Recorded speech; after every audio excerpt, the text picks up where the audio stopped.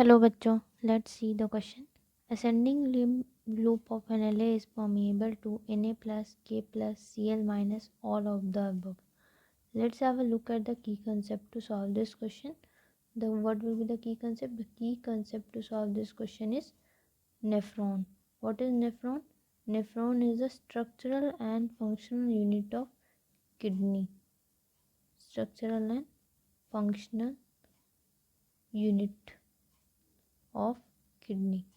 ये जो अब आपका नेफ्रॉन होता है, इसके कुछ ट्यूब्यूल्स होते हैं नेफ्रॉन के.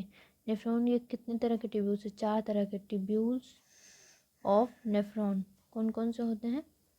सबसे पहला है आपका प्रॉक्सिमल कन्वोल्यूटेड ट्यूब्यूल,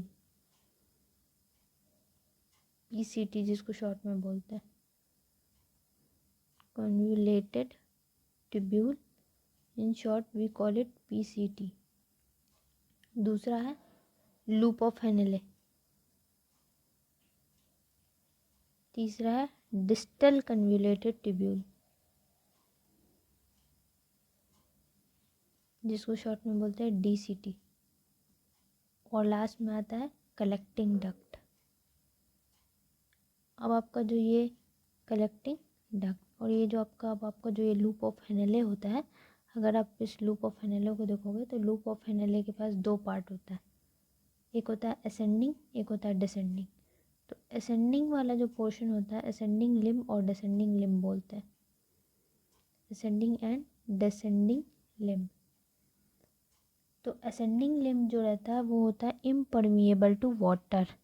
वाटर के लिए इम्परमिएबल है, impermeable to water. But electrolytes के लिए परमिएबल होता है. कौन से electrolyte? Sodium, calcium, potassium, chlorine के लिए इम्परमिएबल टू वाटर. वाटर के लिए इम्परमिएबल है and permeable to sodium,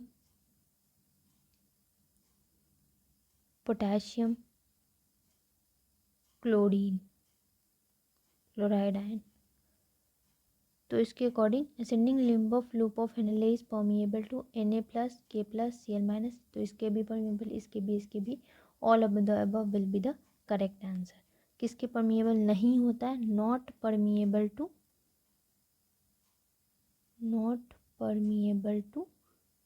water. Water के नॉट परमिएबल होता है और बाकी इलेक्ट्रोलाइट्स के परमिएबल है. D will be the correct answer.